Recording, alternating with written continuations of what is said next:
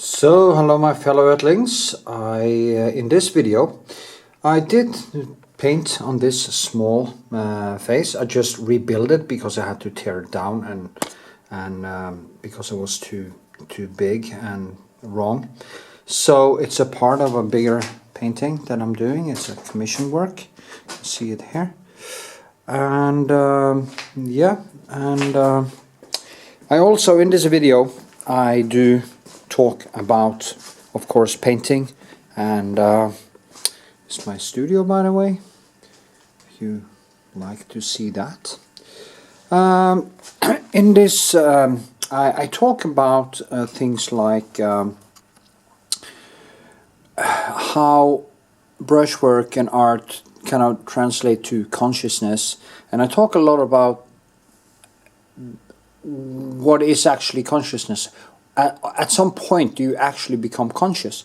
Because people talk about consciousness as some kind of thing that you are born with, but in my view it's a process. And yeah, that is basically what I talk about, and I also talk about a little bit of painting and stuff and how it relates to these things. So I hope you find it interesting. It is basically another rant from me, artist talk, but I hope you find it a little bit interesting, and hope you give it a thumbs up, leave a comment, tell me what you think, and if you want me to make more of these videos. If you want to say something negative, you are really welcome to do that too. And if you want to support my channel, you can do that by buying me a coffee. There's a link in my channel, and you can also go to PATRON and sign up there, and I will do everything in my power to help you how to learn to paint. Okay, with this. So, here we are. I'm gonna redo this face. I made it a little bit too big and also a little bit wrong, so I just had to redo it. It's also a little bit too large now. I just measured it, and it's not that I'm gonna have it 100% the right size, but it has to kind of be well, it was like 1, 2 and a little, 1, 2 and a little. And if I measure the painting or the photo, it is 1, 2 and yeah, a little. So it is basically now the right size with the last thing I did there. So I have to work with it within this frame. So that's good. So let's see what I can do. Start with this small face. I really enjoy this, you know, it's yeah, I do enjoy it more and more actually. I'm going to start doing small paintings, or small compared to my extremely big ones. More intimate, really detailed Vermeer type of paintings, and it will demand a lot of me. And the funny thing is, every time I start doing something small like this, I basically realize that hey, every painting doesn't have to be 2.2 meters. It doesn't have to be big to be good. It's like my penis, it doesn't have to be 22 centimeters. So 18, 19 is enough, you know. So say my girlfriend anyway. Yeah, that was a digression. But so all the PE are kind of meaningless. You know what PE is. It is penis enlargement, like pumping and stretching. It actually works, but is it really necessary when your D is over average in the first place? No, it isn't, but it's fun to see if it works anyway. It's basically like painting, and why I went to jail. When I start trying to do something, I really get into it. So I guess painting, rebuilding, replica guns, penis enlargement. So silly. Oh God. Yeah, I'm kind of joking around a little bit, but it's true. You know, if I find interest in something, it is just, I need to know everything. I need to try everything. I need to kind of figure it out for myself. And it's weird. It's that manic personality. And back to this, you know, that is the beauty of painting, as I've said many times, that painting is the thing that kind of takes my hypomania and it just focuses it in on something really positive. And yeah, all the exercise I did, all the training, I still exercise a lot, but I did way too much. And I trained my hips. And I had double hip replacements before I was 50. You know, it's ridiculous. So, yeah. So it's the thing of finding that beautiful peace of mind in small things like this, when I just, you know, do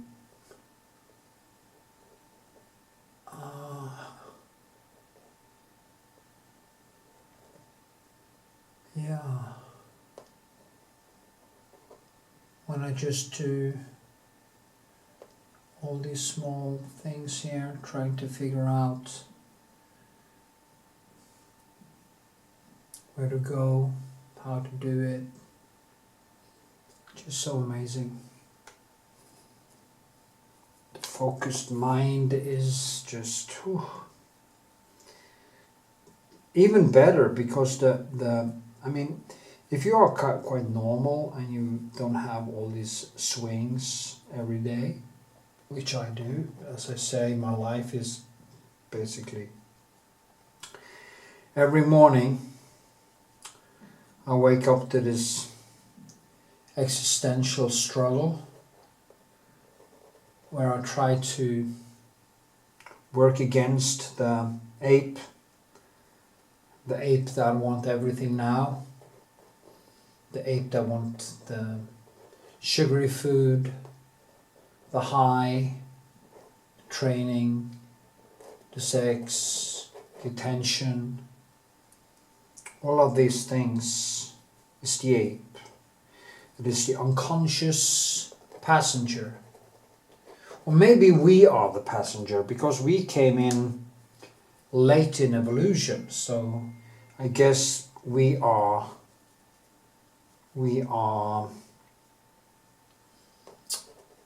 the passengers. We are kind of conscious beings, are like passengers. Our conscious part of the mind, which is the new brain, the brain that gives us self-awareness and introspection and stuff. And that's also a work in progress, of course, because you can have consciousness but not necessarily much introspection. And you can argue if you actually, are you actually conscious if you don't know the difference between objective reality and your subjective mind. If you're not able to see the difference between these two things, even morals becomes difficult, because you will rationalize everything you do. And hell, it's even hard for people who are conscious. Like I think I'm quite conscious, but even for me, the ape has a very high level of power over what is me, the passenger, the one who sees my body. Because if there wasn't consciousness, there were nobody to see the body. was like the universe without us, without consciousness to see it. So yeah, I know this became quite this escalated quite fast, but it is how it is, you know. Before you know what the struggle is actually about, it's impossible, and when you know what the struggle is about, it's still extremely difficult. So yeah, it's hard. It's not easy. Being human is being born is kind of a beautiful catastrophe, where death is the final word and meaning is not to be found, despite we searching for it all the time. And that is the human condition. It's almost grotesque how we just bang on in a way, and yeah, never seem to grasp reality. Now, as I say, this escalated quite fast, and maybe I should put this out as a standalone video. Maybe this makes any sense. That is the nice thing about YouTube. I basically can make videos, or making videos in the first place. You can actually make videos and freeze your time. You can freeze your life into these videos. I was listening to Alan Watts the other day, and he was also stoic, and he in the end he basically killed himself because he couldn't handle his alcoholism, and he was extremely conscious about these things, but he couldn't manage anyway, like my hero Christopher Hitchens, who died from esophageal cancer, as he said. He had been drinking and smoking and eating too much for many years, and he said, I burned a candle in both ends and it gave a lovely light. But in hindsight, if he could have given his future self an advice, it was to maybe eat the olive in the drink, maybe scale down on the cigarettes before it was too late. But then, you know, that's life. Now he's gone. He was one of the most conscious people I knew or know about, but he wasn't able to regulate his inner ape enough to not die from esophageal cancer, from drinking and smoking and stuff like that. And it's like me, I couldn't stop myself from exercising, I couldn't stop myself from watching porn. The gods knows how much time I've spent watching porn, which is just disgusting to think about it. It's a manifestation of human tragedy and exploitation, and just sitting there and watching young girls throw away their lives on Pornhub or any place is just sad, you know. As I say, I have never experienced becoming long-term happy from watching another beautiful person destroy themselves, but my inner ape, is basically ruling it and pushing me into doing things that I shouldn't do. I'm fighting it all the time, you know. It's a fight of a lifetime to get control over that ape. I should make a video, standalone, maybe an artist talk video, and talk about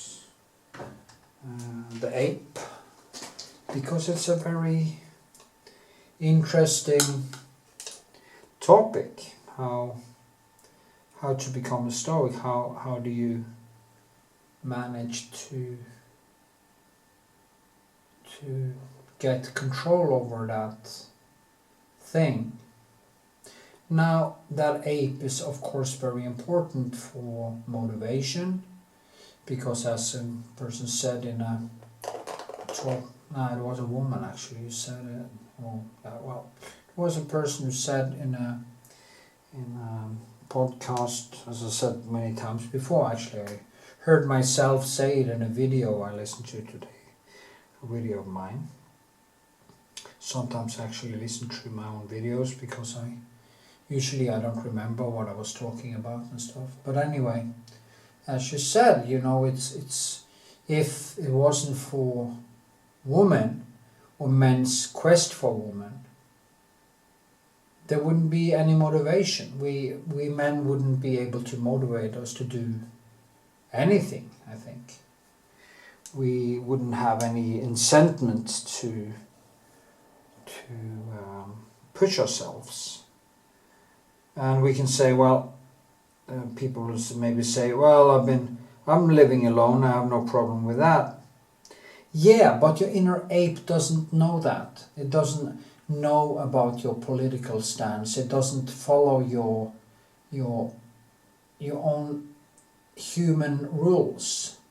He will still have to be oppressed for you not to seek out a mate. Whether you are a woman or a man or whatever it's your turn on. If you're gay or straight, it doesn't really matter. It's basically the same driving force. Sexuality is basically the main driving force for, and men seek, of course, money and power, and women will seek men with money and power because it will secure their offsprings. You're still, it's not so long ago we lived in the Stone Age or Bronze Age or whatever, and women were basically needed to find this person who would actually stick around when she got pregnant, or at least support her. And we haven't really changed. Just because we are now trying to change the culture doesn't mean that our inner ape has changed. And I will be so blunt to say, the day we actually change that ape to not seek short-term pleasure or making babies and attention, because we want to make babies, whether we want to make babies or not, that is what drives us. We simply will die out. And I guess that is what we also see in the West, as women and men equally are seeking out careers and stuff. You're basically starting to die out. It has never been a better time than now to get a lot of kids. And in Norway we have something called cash support for every woman who gets a child. And you have child support, and you have kindergartens, and you have leave for both men and women who, after pregnancy and childbirth. And I mean, there are so many incentives to have 10 children. There's never been easier to have 10 children than now. The food, you buy the food in the store. It's ridiculous that we actually are basically dying out. The growth of humans in the West today is through immigration. It's unbelievable, We're basically dying out. And that is sad, because I think that one of the biggest things we can do for ourselves and the future is bringing more consciousness into existence, and bringing more positive things into existence, like doing something creative. Every person should have a creative hobby. Every person should write a book about his thoughts and feelings and aspirations, and the things they want to see done in their lives, and a memoir. And it should be, and the sum of all this creative work would be a better world, because if every person became conscious and suddenly knew the difference between objective reality and subjective belief, he would start to doubt his own feelings and doubt himself. He would start to doubt the needy ape and truly start to become human. And it's almost like when you start seeing it from that side, having babies is not about a procreation or genes anymore. It's actually about filling up the universe with consciousness. Filling up the universe with something that actually can see existence. That's the responsibility we have. And that is the beauty of this responsibility. And I'm 56 years old now. I have a daughter that is 29 soon. And she tells me she's going to have children. But I have a young girlfriend. She's like 31 and beautiful girl.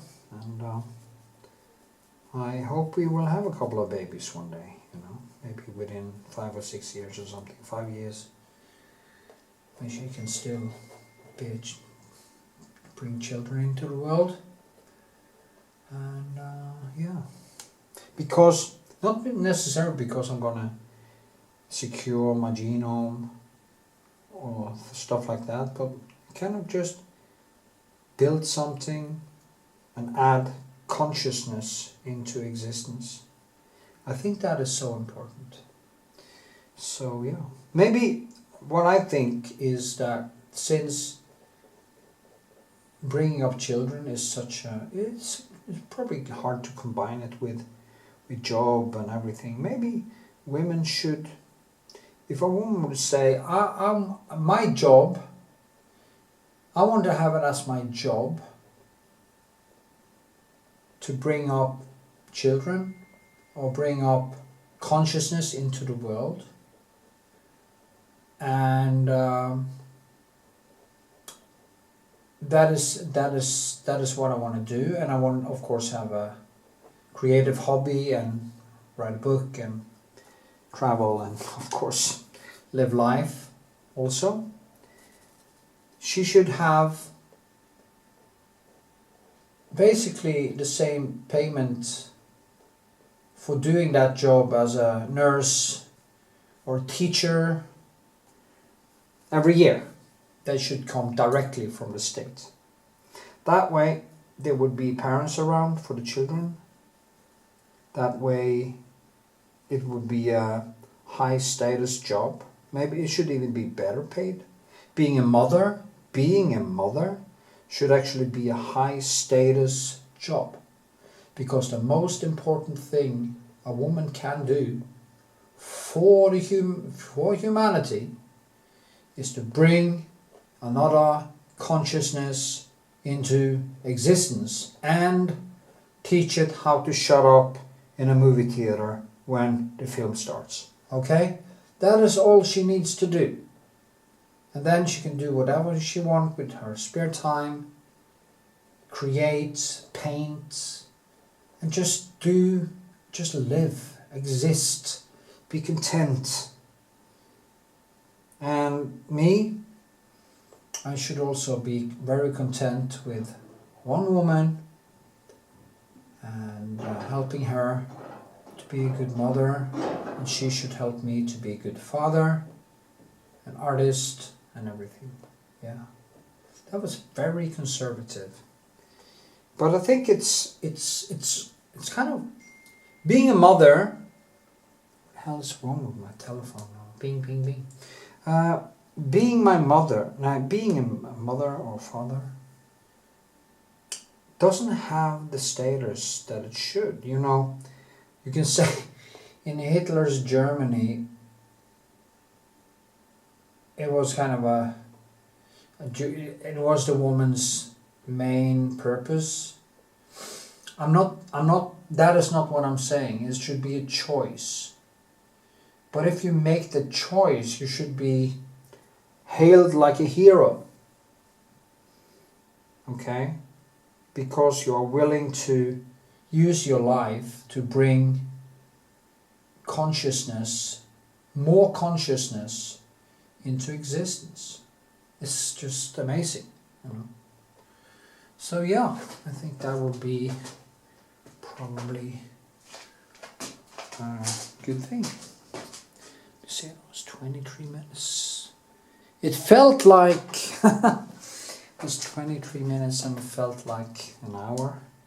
And for you, even worse, probably. Maybe you want me to talk a little bit about painting now. And I'm going to do that. You see, I'm going to put in some highlights here. You can also see that it is very subtle. It's going to be very difficult because there is so little to go on when it comes to nuance and contrast. And I have to kind of dilute all the colors with white because there are no really strong colors here. But it is amazingly interesting. So beautiful. Beautiful. Yes, yes, yes.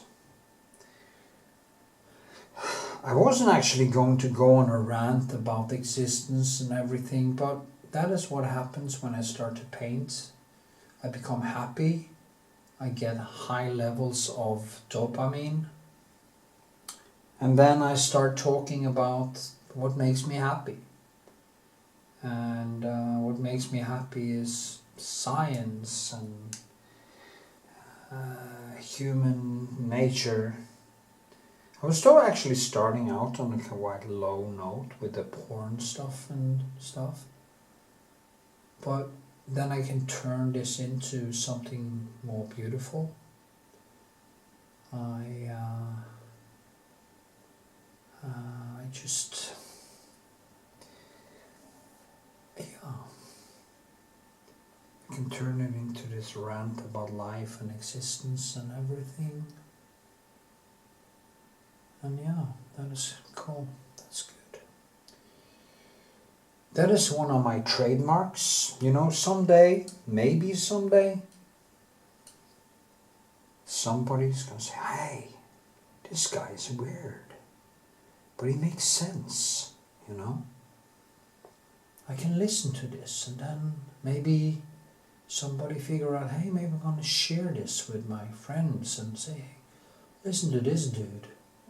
He's painting, but he doesn't really seem to care much about painting.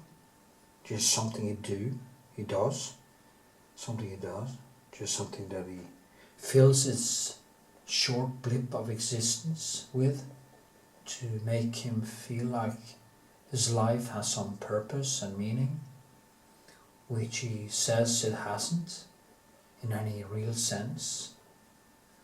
You know, I had this discussion with basically my only true Christian friend. I'm basically an anti-theist myself, so I'm both atheist and I will say I'm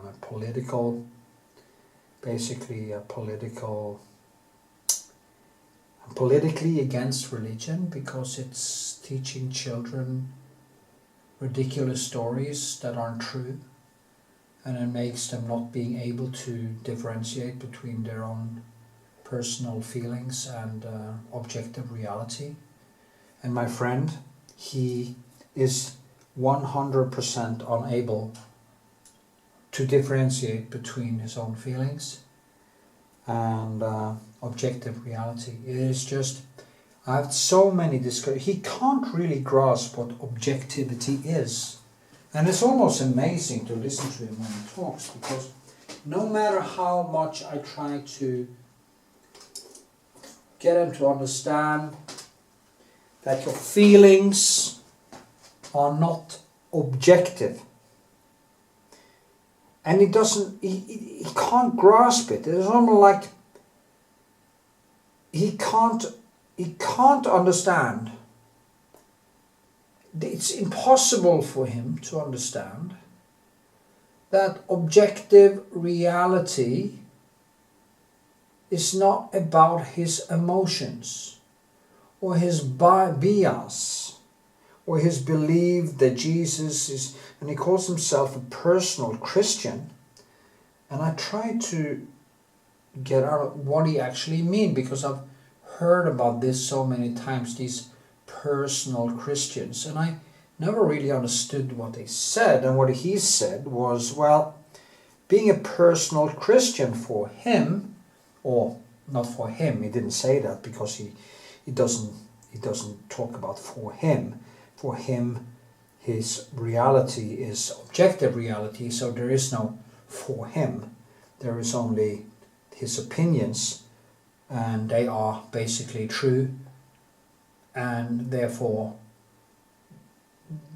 it's not about him. For him, it is true. You know, it's just a circular argumentation. Now I was actually talking my way into digression here and lost my train of thought. But anyway, let's go back to, I'm trying desperately to explain to him objective reality, as I said, and I'm just meeting a wall. And then I have to remember, when I go back in time to before 1992, and I've never been religious in any. I kind of believed that there was some force in the universe, some creator, some meaning, some purpose with our lives. And as I probably said, if you have heard about my videos before, I argued with my brother about if there had to be a life after death, was my opinion, because if it wasn't, or there weren't, my life was meaningless. And I absolutely could not accept my life as meaningless. And with him and any other God-botherer, any other person of faith, as they call themselves, to look or sound like they are very moral and stuff. I'm a person of faith. Yeah, as Christopher Hitchens said, you're a person that are willing to believe in anything with no evidence at all. That is not priceworthy. That is not something you should brag about. That is just, if anyone else, if I said I believe in Odin, people would look at me and say, hey, that guy is really screwed up. And there are people in Norway who actually celebrate Odin and celebrate the Norse gods and stuff, and they marry in the pagan church and stuff. And we used to laugh about it. Oh, that's so silly. But then we didn't say that about Christian. We're also mocking Mormons, or mocking Scientologists. But when you start looking at it, it's all the same thing. There's no reason for not mocking the belief that Mary, 12-year-old girl, basically squeezed out God as his own son to save us from an inherited sin that happened in the garden 6,000 years ago. I mean, if you look at Scientology, it's actually more rational, because at least they were physical beings. They were physical. There was an actual war in Scientology, of course. In Scientology. Was that what I said? Well, that was what I meant anyway. I can't remember if I said Scientology or Mormonism. Mormonism is basically Joseph Smith digging up some golden plates in a garden in Utah somewhere. I think it was Utah, or maybe that was where they settled. I'm not sure about that, but anyway, it's not important. But he dug up some golden plates in a garden, and where the Book of Mormon was written down on these gold plates by God, and he tricked the guy to sit and recitate while he was reading from these plates, looking down in a hat. Yeah, that's Mormonism. The thing that Tom Cruise believes in, this Hubbard guy who invented this this science fiction book, and got people to believe in aliens and stuff, and these spiritual entities who flew out of these beings that was tossed into a volcano, and these souls flew out, and they got stuck in these hominins or whatever a few million years ago, and now we are having big problems because of these spirits who is taunting us. And of course, I call that the inner ape, because that is what it is. But they made a religion out of it, and they are criticizing. And we are not criticizing Christianity, which is equally crazy. And that is why one of the most greatest reasons is I'm against religion, is simply because it's so irrational, and we know that irrational thinking leads to irrational acts. If we could get rid of delusion, and we could make children who were critical, self-critical, and able to see themselves, to take control over this inner ape, which is, as Darwin said, we better stamp our lower origins, and we need to take control over that origin to become truly human. But we also need to keep some of it as a... We have to keep the old reward system. We need to have the sexual system. We need to be able to fall in love. We need to be emotional and irrational, because emotions are not rational. It is the rational mind that is rational, not the emotions. But we need both.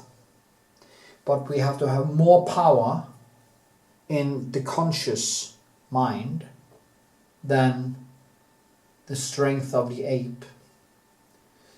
But we need the ape. We need... But I don't remember the name of those spirits that came out of that volcano in Scientology, but we need them, okay? We need the conflict. We need the drive, we need the motivation, we need the neurosis, but not too much neurosis, not so much the neurosis that we start thinking, and not so much,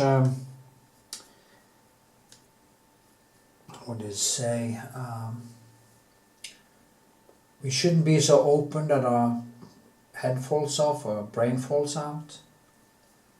And that is basically 1, 2, oops, you see now, 1, 2, cheating a lit, huh? It's a little bit too big. Let me see now, like this. Yeah, maybe a little bit too big. So anyway, without the ape, we die out. And I had a short conversation with a friend of mine today about AI, because he said that, oh, we should leave the bodies and transfer consciousness to computers so we could actually basically live forever. But I don't think that is possible, because consciousness and personal evolution is so linked to neurosis and tragedy and experience that we get from doing the wrong things. Like me, I'm a prime example of how we're basically losing everything.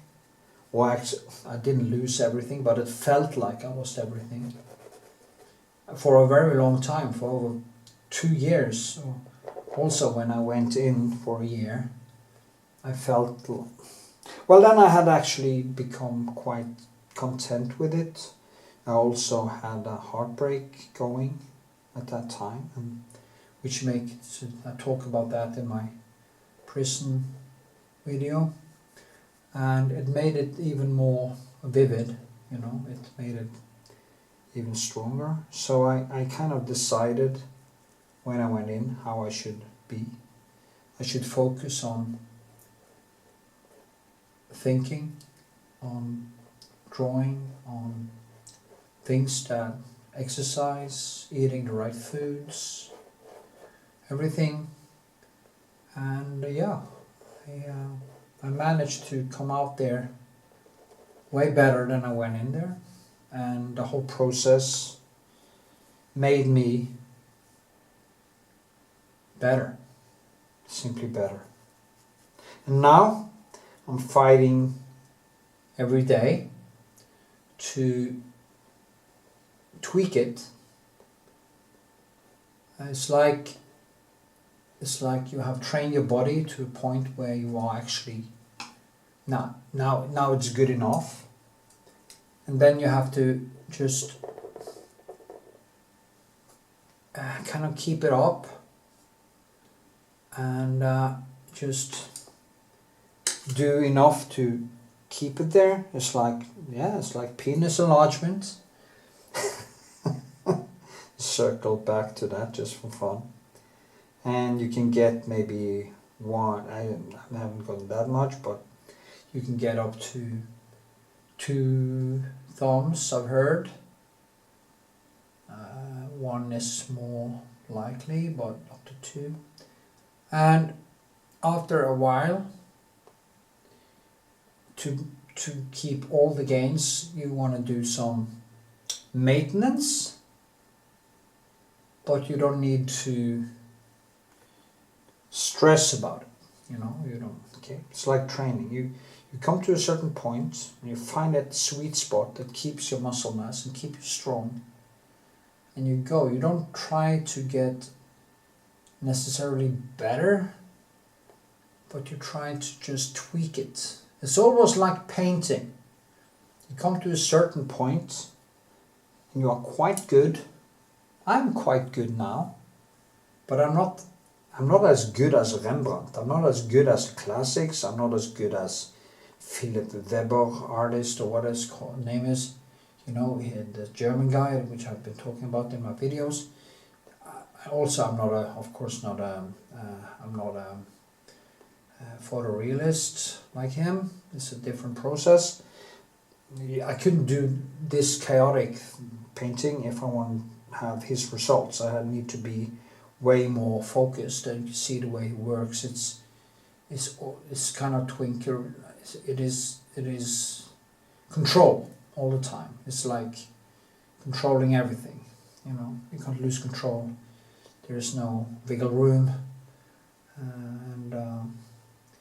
But what I can do is to become a little bit better in the lines, kind of working with lines. I can get a little bit better here, a little bit better there. And suddenly it becomes better and better with me. Basically not even noticing. It's just something I realized suddenly, wow, I did something here that I haven't done before. And I think I've become a little bit better. And that's how you should evolve as a human being, in a very natural way. Let life be a painting, a painting that never really ends. There is not a single painting that comes to a real conclusion where I couldn't do something else.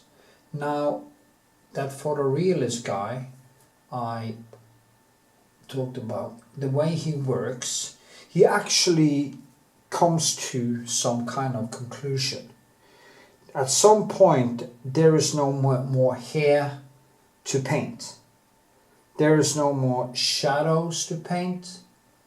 There is no more he can tweak. Maybe it is, but it's so subtle. It will be so subtle that it would be kind of an eternity project.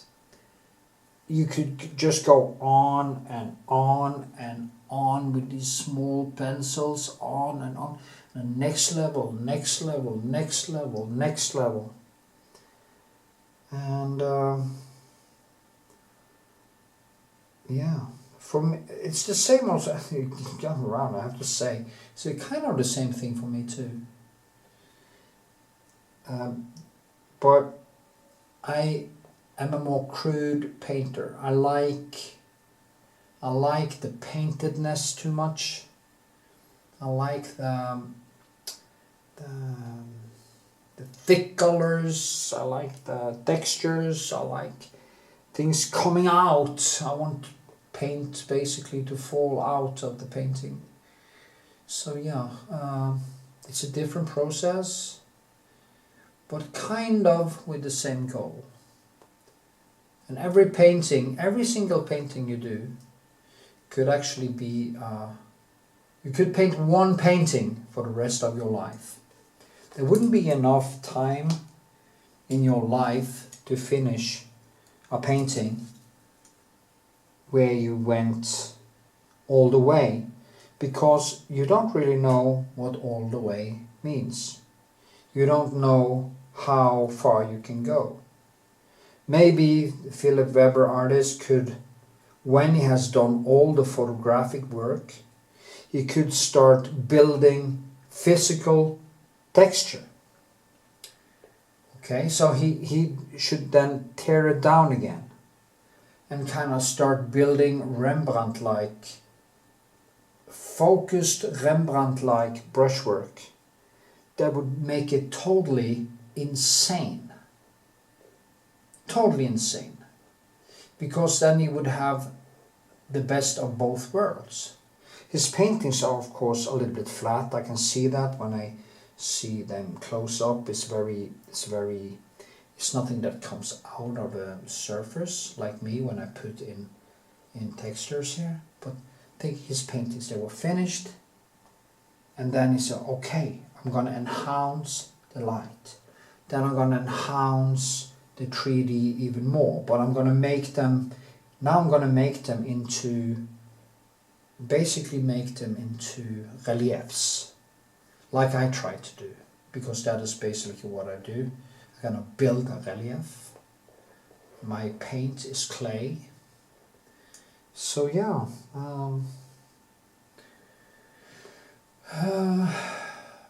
so then you could just go on forever. There wouldn't be any off-ramp, there wouldn't be anything ending. And as a person who loves flow, who just loves doing stuff, it would never get boring. It's like when I was inside, I had this job as a basically carpenter in the workshop. and we were kind of cutting out. I think I made thousands of wind geese, which I carved out of wood, and I cut out of wood, and I was painting them, and I was making them as good as I could, and I wasn't bored. I was never bored with it, you know. There's a guy who said that was inside with me told me, "Don't you get bored?" He was impressed by my what's it called again? My patience. Where do you get your patience from? Where do you, how do you endure doing this day out and day in? And I said, well, I just go into this room and I put something in my ear for the sound of the saw and stuff.